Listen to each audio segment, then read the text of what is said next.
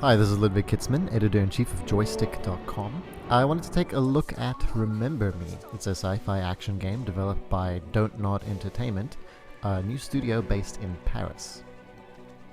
Remember Me takes place in that same city, albeit a futuristic version in 2084 dubbed Neo Paris. We know this because the first thing we see upon crawling out of the Neo sewer is a convenient view of the Eiffel Tower. At the start of the game, protagonist Nilin is suffering from quite a few video game afflictions, including amnesia and an irrepressible impulse to punch everything. Remember Me is most interesting when your actions in the story are about the same thing. Nilin, in her forgotten days as a memory hunter, was able to hack and exploit the technology of the era, which allows rich people to access, share, and even purchase memories via a social networking device called the Sensen. Early on in the game, Nilin is attacked by a bounty hunter named Olga, but instead of punching her lights out, Nilin remixes Olga's memory and converts her into an ally. This plays out like a cutscene of Olga's memory, except you're able to interact with it as if you're editing a video. You can go forwards or backwards in the scene and make minor changes to the environment, much like a story-driven Rube Goldberg machine.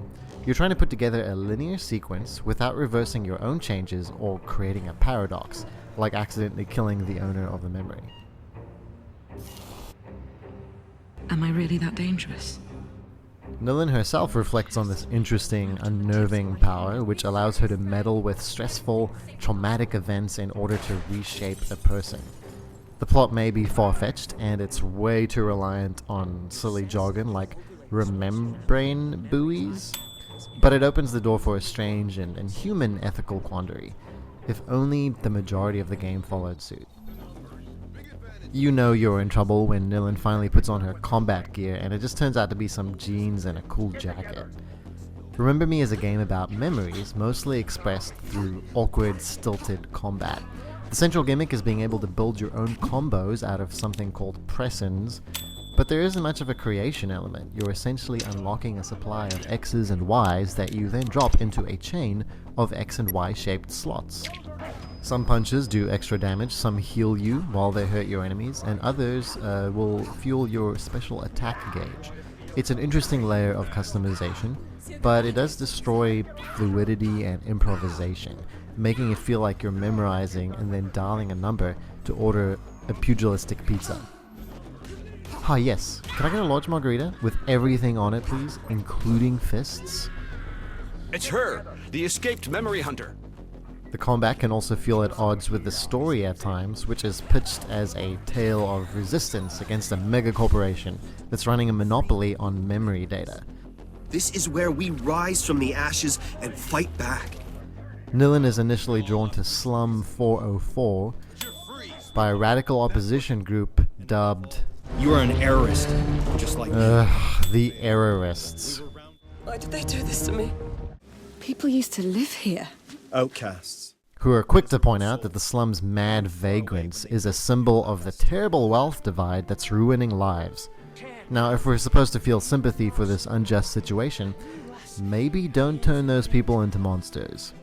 Hey, listen, Paris is having a problem with homeless people.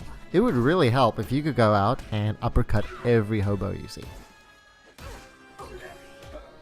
Meanwhile, Nilin's abilities are augmented in a few other ways. If you punch out some juice for your super gauge, you can activate Sensen Fury, an ability that temporarily increases your strength. There's also an energy pulse that stuns enemies, and a point-and-shoot hacking mechanism that's essentially an awkward gun. I've only gotten to play about half of the game so far, so it's not clear yet how well these powers stack against different configurations of enemies. The combat in Remember Me is what needs the most adjustment. It's what you spend most of the time doing, but it feels the least justified by the story and is the least polished. The game's memory remix sequences, on the other hand, are way more interesting, more in line with the subject matter, and better designed. If you're looking for a good hook to play Remember Me, I think that's going to be it.